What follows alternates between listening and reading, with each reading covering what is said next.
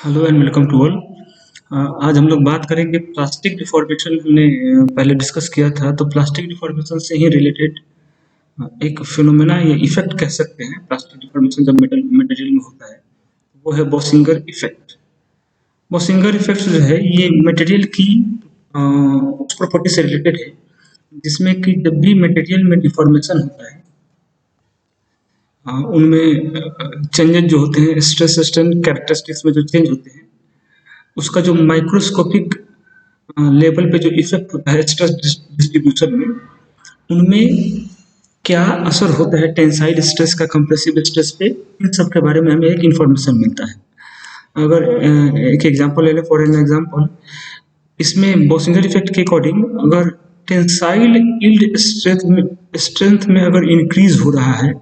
तो वो हमेशा at the expense of compressive yield strength होगा। मतलब अगर किसी मटेरियल पे टेंसाइल लोड अप्लाई किया जा रहा है तो टेंसाइल लोडिंग की वजह से उसमें स्ट्रेन हार्डनिंग की वजह से उसमें टेंसाइल यील्ड स्ट्रेंथ जो है उसकी इंक्रीज कर जाती है, और ये टेंसाइल स्ट्रेंथ जो इंक्रीज कर रही है वो उसके कंप्रेसिव यील्ड स्ट्रेंथ को कमजोर करके तब इंक्रीमेंट होता है टेंसाइल यील्ड स्ट्रेंथ में। तो ये जो increment in tensile yield strength in tensile loading is at the expense of compressive yield strength. इसी इफेक्ट को कहते हैं बोसिंगर इफेक्ट, जिसको डेवलप किया था, इसे फाइंड किया था जर्मन इंजीनियर जॉन एन बोसिंगर ने। इसमें जब हम कोल्ड वर्किंग करते हैं, कोल्ड वर्किंग के बारे में भी हम लोगों ने डिस्कस किया है कि कोल्ड वर्किंग में क्या होता है, मटेरियल का टेम्परेचर अगर क्रिस्टलाइजेशन टेम्परेचर से कम पे अगर हम गर्म करके उस पर लोड अप्लाई करें तो इस प्रोसेस को कोल्ड वर्किंग कहते हैं। तो कोल्ड वर्किंग के कंडीशन में अगर टेंसाइल लोडिंग होती है तो इससे टेंसाइल स्ट्रेंथ इंक्रीज करता है। टेंसाइल स्ट्रेंथ अगर इंक्रीज करने की बात करते हैं कोल्ड वर्किंग के केस में, तो इससे क्या होता है कि जो उसकी कंप्रेसिव यील्ड स्ट्रेंथ होती है, टेंसाइल स्ट्रेंथ के इंक्रीज होने की वजह से कंप्रेसिव यील्ड स्ट्रेंथ डिक्रीज कर जाती है। इसी को हम लोग बोसिंगर इफेक्ट से स्टडी करते हैं। यही है बोसिंगर इफेक्ट एक्चुअली। तो greater the tensile working lower the compressive yield strength. ये फिनोमेना जो है generally most crystalline polycrystalline material में पाया जाता है जिन पे कोल्ड वर्किंग होती है। उसमें दो तरह का मैकेनिज्म होता है जिसके हेल्प से हम बोसिंगर इफेक्ट को हम लोग समझ सकते हैं। पहला है कि इसमें जब टेंसाइल लोडिंग होती है तो टेंसाइल लोडिंग में एक बैक स्ट्रेस भी प्रेजेंट होता है, बैक स्ट्रेस भी डेवलप होने लगता है मटेरियल में, जो असिस्ट करता है। ये बैक स्ट्रेस जो है वो असिस्ट करता है, रिवर्स डायरेक्शन में डिसलोकेशन को असिस्ट करता है। तो इसके वजह से क्या होता है कि जो डिसलोकेशन है वो पाइल अप होने लगते हैं, मतलब एक जगह इकट्ठे होने लगते हैं, एक जगह पाइल अप होने लगते हैं ग्रेन बाउंड्री पे। ठीक है, तो इसी की वजह से कह सकते हैं इस हार्डनिंग या प्रेसिपिटेशन हार्डनिंग भी कहते हैं हम लोग इसको, ये होने लगता है जब हम लोग टेंसाइल लोडिंग करते हैं। तो जब स्ट्रेन रिकवर होता है टेंसाइल लोडिंग की वजह से, जो डिफॉर्मेशन हो रहा है, मतलब जो स्ट्रेन हो रहा है, अगर वही स्ट्रेन रिवर्स हो जाए, टेंसाइल के बजाय कंप्रेसिव लोडिंग होने लगे या कंप्रेसिव स्ट्रेन डेवलप होने लगे, तो कंप्रेसिव मतलब when strain direction is reverse, मतलब dislocation of the opposite sign जब इसमें प्रोड्यूस होने लगता है तो ये क्या करता है कि इजीली प्रमोट करने लगता है डिसलोकेशन को, क्योंकि पहले से उसमें बैक स्ट्रेस प्रेजेंट है, जिसकी वजह से जो इसकी कंप्रेसिव यील्ड स्ट्रेंथ जो है वो रिड्यूस हो जाती है ड्यू टू ये dislocation pile up at the grain boundary as well as due to tensile loading on the object. तो इस कंडीशन की अगर हम बात करें तो इसमें जो डिसलोकेशन है, अगर डिसलोकेशन अपोजिट साइन के होंगे तो वो एक दूसरे को अट्रैक्ट करेंगे और एक दूसरे के साथ जुड़ जाएंगे, एनहिलेट विद वन अनदर। अगर हम डिसलोकेशन की बात करें,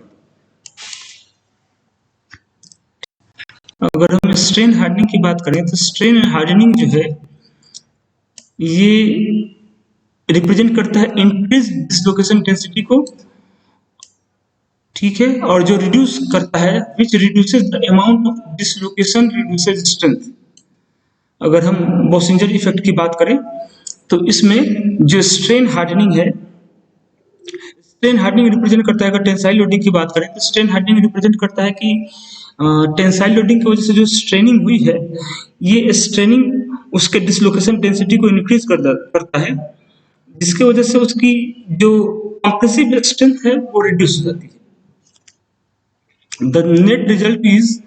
yield strength for strain within the other way is a smaller amount that it might be strain within the initial direction। अगर हम इसकी बात करें तो इसमें strain जो है दोनों कंडीशन में है। अगर हम टेंसाइल लोडिंग की बात करते हैं तो टेंसाइल लोडिंग में टेंसाइल लोडिंग की वजह से जो डिफॉर्मेशन होता है, तो डिफॉर्मेशन जो हो रहा है वो हमेशा डिसलोकेशन के मूवमेंट की वजह से होगा। पहले डिसलोकेशन क्रिएट होता है, अगर डिसलोकेशन फ्री है क्रिस्टल हमारा तो उसमें पहले डिसलोकेशन क्रिएट होता है और वही डिसलोकेशन लोडिंग के समय मूव करने लगता है, तो इसी की वजह से डिफॉर्मेशन होता है। तो इस इफेक्ट में हम ये समझते हैं कि किसी भी मटेरियल पे अगर हम टेंसाइल लोडिंग करें, उसमें स्ट्रेनिंग हो, तो उस स्ट्रेनिंग के वजह से उसकी जो टेंसाइल स्ट्रेंथ है वो तो इंक्रीज करती है, लेकिन वो किसके कॉस्ट पे इंक्रीज कर रही है, वो उसके कंप्रेसिव स्ट्रेंथ के कॉस्ट पे उसकी टेंसाइल स्ट्रेंथ इंक्रीज कर रही है। ठीक है, तो बोसिंजर इफेक्ट की बात करें तो ये रेफर करता है कि is refer to the property of a cloth और material, you can say that during which material stress because the strain characteristic change as a result in microscopic stress distribution। ठीक है, जिसमें हम कह सकते हैं कि राइज इन टेंसाइल स्ट्रेंथ जो है वो एट द वैल्यू ऑफ और at the cost of compressive yield strength होता है। जो टेंसाइल यील्ड स्ट्रेंथ में जो राइज होता है, जो इंक्रीज होता है, वो एक्चुअली कंप्रेसिव यील्ड स्ट्रेंथ में रिडक्शन की वजह से वो इंक्रीज हो रहा है। ठीक है, अगर हम बात करें जनरली जो मोर टेंसाइल कोल्ड वर्किंग फिनोमेना है या डिफॉर्मेशन है, जिसको हम प्लास्टिक डिफॉर्मेशन कहते हैं,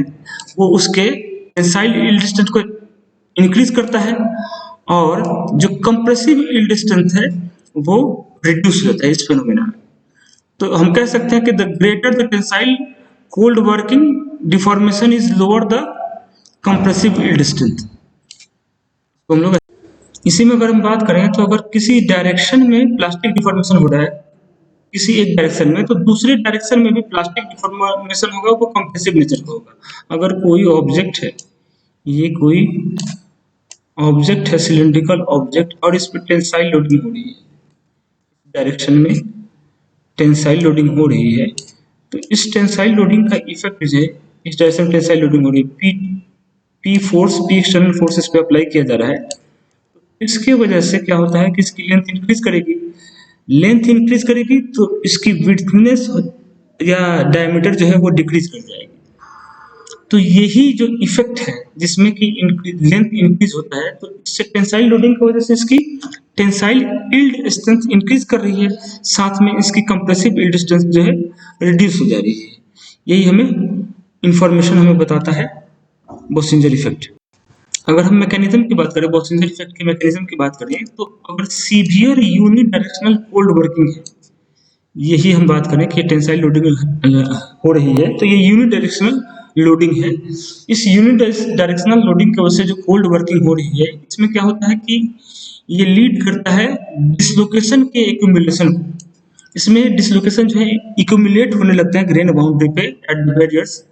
टू डिसलोकेशन मूवमेंट। इसमें डिसलोकेशन इकट्ठे होने लगते हैं ग्रेन बाउंड्री को मूव करने के लिए। ठीक है, उसके बाद अगर हम क्या करते हैं कि अगर लोड या स्ट्रेस रिवर्स डायरेक्शन में अप्लाई होने लगे, ये टेंसाइल लोडिंग यहाँ पे दिख रहा है, अगर ये रिवर्स डायरेक्शन में मतलब कंप्रेसिव लोडिंग अगर स्टार्ट हो जाए, इसमें अपोजिट डायरेक्शन में लोड इसमें अप्लाई होने लगे, तो जो डिसलोकेशन एक्यूमुलेट हुए हैं इसके अंदर अलग अलग ग्रेन बाउंड्री पे, वो डिसलोकेशन क्या होगा कि जब कंप्रेसिव लोडिंग लगाएंगे तो ये डिसलोकेशन ऐड होने लगेगी, और जो रियर स्ट्रेस की वजह से जो डिसलोकेशन होंगे वो पहले वाले डिसलोकेशन के साथ एड अप होने लगेंगे, इसके वजह से क्या होता है कि जो मटेरियल है उसकी जो कंप्रेसिव यील्ड स्ट्रेंथ जो है वो घट जाती है, क्योंकि वो इजीली स्लाइड होने लगते हैं, इजीली मूव करने लगेंगे डिसलोकेशन। तो ये क्या करेंगे कि उसके कंप्रेसिव यील्ड स्ट्रेंथ को रिड्यूस कर देंगे। तो हम ये कह सकते हैं कि बॉसिंजर इफेक्ट जो है ये एक इम्पॉर्टेंट फिनोमेना है या इम्पोर्टेंट मैकेनिज्म है, जिससे हमें पता चलता है कि अगर मटेरियल पे टेंसाइल लोडिंग हो, मेटल पे टेंसाइल लोडिंग हो, तो टेंसाइल लोडिंग की वजह से जो उसमें स्ट्रेनिंग हो रही है, स्ट्रेनिंग की वजह से जो टेंसाइल स्ट्रेंथ उसकी इंक्रीज कर रही है, टेंसाइल यील्ड स्ट्रेंथ,